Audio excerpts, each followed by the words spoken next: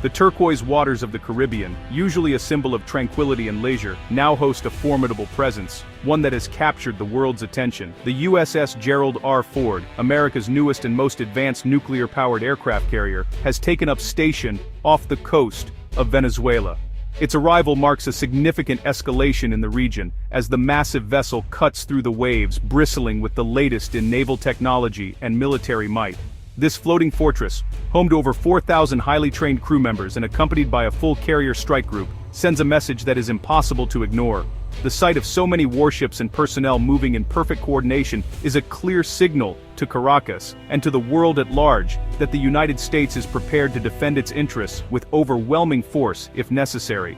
The Ford's arrival has transformed what was once a simmering regional dispute into a global flashpoint, drawing intense scrutiny from international media and governments alike.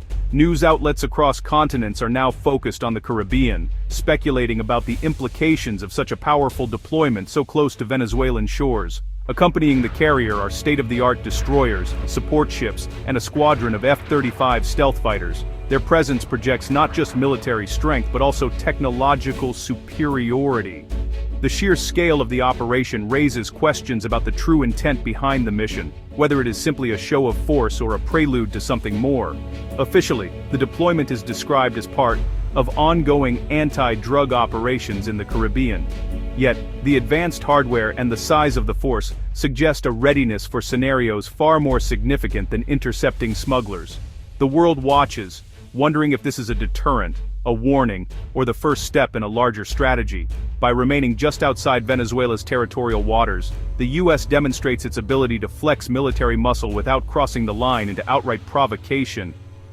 This careful positioning is a modern twist on gunboat diplomacy, leveraging international law while still exerting maximum pressure on the Maduro regime. Each day, the relentless hum of flight operations fills the air, as fighter jets launch and land, and warships patrol the nearby waters. This constant activity serves as a daily reminder of American power, keeping the Maduro government, and the entire region, on edge, uncertain of what might come next. For ordinary Venezuelans, the sight of such overwhelming military might so close to home is deeply unsettling.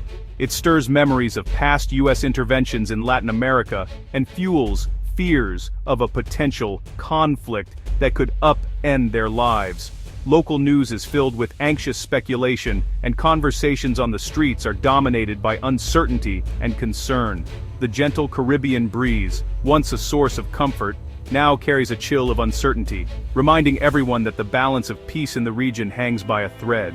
The official explanation for this unprecedented military deployment is Operation Southern Spear, a large-scale counter-narcotics mission said to be focused on disrupting the flow of illegal drugs from South America into the United States and beyond. According to government statements, the operation is designed to target powerful trafficking organizations and cut off their supply routes before they reach American shores. Nearly a dozen Navy ships, including destroyers and support vessels, and over 12,000 highly trained personnel are now involved in this mission. The stated objective is to intercept drug smugglers at sea, seize illegal shipments, and dismantle the sophisticated networks that enable the drug trade to thrive. The scale and coordination of this operation are unlike anything seen in recent years. Yet, the way the operation has unfolded has raised serious questions. There have been at least 20 high-profile strikes on suspected drug boats, resulting in dozens of deaths at sea. Despite these aggressive actions, officials have provided little concrete evidence to justify the use of such overwhelming force, leading to widespread international condemnation and calls for greater transparency. Human rights groups and critics argue that these actions amount to extrajudicial killings, blurring the already thin line between legitimate law enforcement and outright acts of war. The lack of independent oversight and the secrecy surrounding the missions have only fueled these concerns. The deployment of the USS Gerald R. Ford, the Navy's most advanced aircraft carrier, along with its fleet of F-35 fighter jets and cutting-edge weaponry, seems vastly disproportionate if the sole purpose is to chase down small, lightly armed drug boats. Such a show of force suggests there may be other motives at play. Many military analysts and regional experts believe the true objective is to increase pressure on Venezuelan President Nicolas Maduro.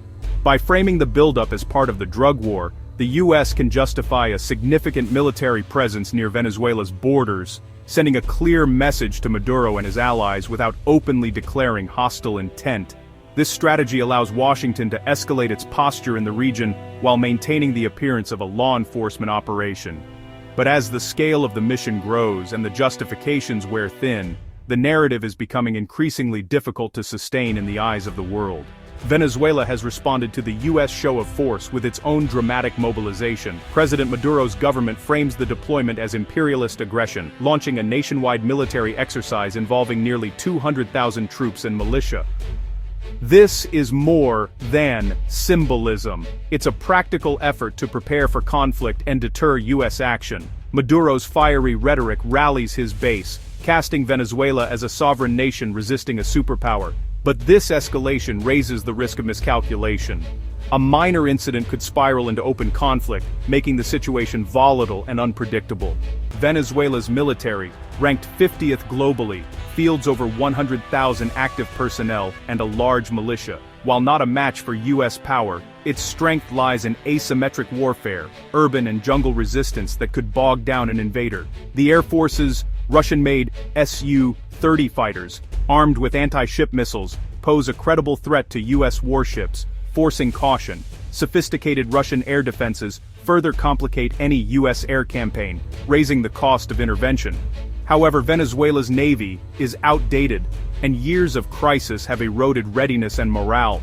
While capable of inflicting damage, Venezuela's ability to sustain a conventional war is extremely limited. Venezuela is not alone.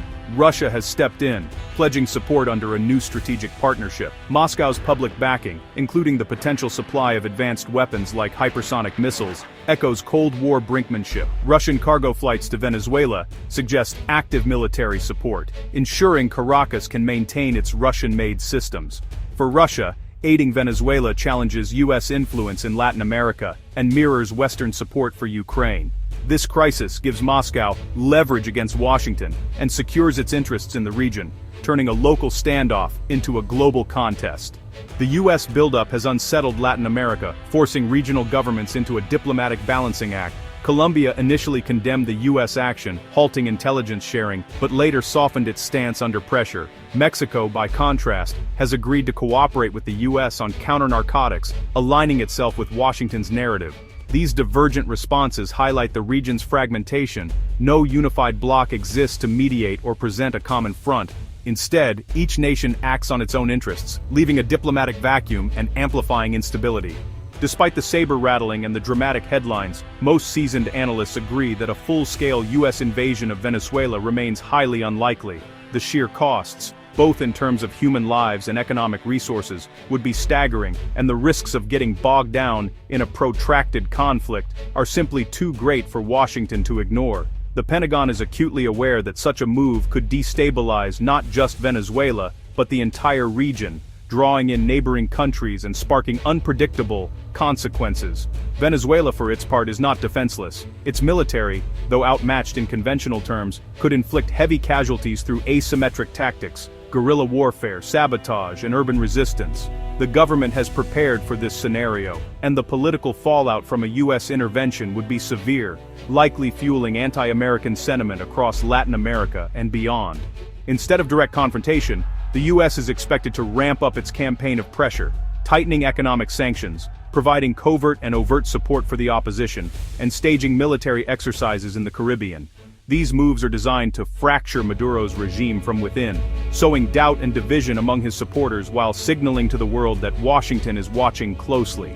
The USS Gerald R. Ford, the most advanced aircraft carrier in the U.S. fleet, has become the centerpiece of this psychological campaign.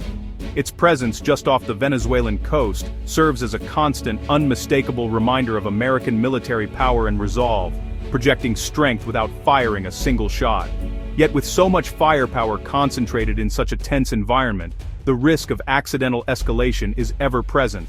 A single miscalculation, a misunderstood signal, or an unexpected incident at sea could quickly spiral out of control, drawing both nations into a conflict neither truly wants. Around the globe, governments and ordinary people alike watch anxiously as the standoff continues, a nerve-wracking contest of wills, where every move is scrutinized and a single misstep could trigger a regional crisis with far-reaching consequences.